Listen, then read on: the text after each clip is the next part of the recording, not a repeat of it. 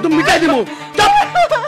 এই দরজা খোল, নাইলে কিন্তু তোর মায়ের একবারে, তোর মা যে আমাকে থানায় মামলা করছে না, আমাকে নামে থানায় যে মামলা করছে তোর মা, ওইটা আজকে রাতের মধ্যে উঠাই নিয়ে আবি, সই করতে হইব। দরজা খোল। সকাল পর্যন্ত অপেক্ষা করেন, আমি মামলা তুলে নিব। সকাল পর্যন্ত অপেক্ষা করুন দেবে না, তাহলে তোরা দল পাকাই ফেলবি। বেশি দেরি করলে তোর মায়ের ভোগলীলা ধ্বংস করে দিব। আমি রাখুনিস না তুই মা। ঠিক আছে, আমি দরজা খুললা দিতেছি। না করিস না মা, বিয়ে না করিস না।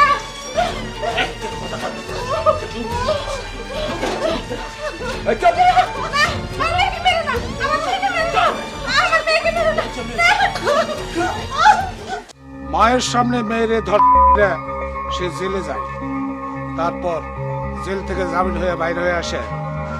ও তার প্রতিশোধ দেওয়ার জন্য মরু তার মার মেয়েকে মাইরে ফেলায় ট্রাকের তলায় ফেলায় দেয়। এইটা যদি কোন রকম প্রমাণ করা যায়, তাইলে মরুকে আর কেউ ওই 17 বছর জেলের হাত থেকে বাঁচাইতে পারবে না। এখন কাজে নেমে পড়, যেভাবেই হোক খুঁজে বাইর কর মরুকে ওই মা মেয়ে ধর্ষণ মামলার আসামি কিভাবে করা যায়।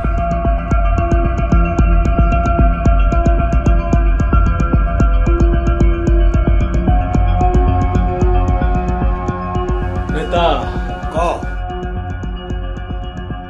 অস্ত্র মামলায় জেলে গেছি, ভাবছিলেন যে জেল থেকে হয়তো আর জামিন পাবো না, তাই তো? তুই বাইর না হলে আমার কি লাভ? তাছাড়া এইসব কথা তোর মাথায় ঢোকাইলো কেন? 7টা মাস আমি জেলে ছিলাম, আপনি একবার আমাকে দেখতে গেছেন? জান নাই। আমি জেলে থেকে খবর পাইছি যে আপনি আপনার লোকজন দিয়ে আমার পাহাড় কাটা প্রজেক্ট অন্যজনকে দিছেন, আমার পাহাড়ের বাড়ি ভাড়া অন্যজনকে দিছেন। কেন? আমি নেতা মানুষ, তোরে জেলের ভিতরে দেখতে গেলে আমার সবাই খারাপ ভাবতো না?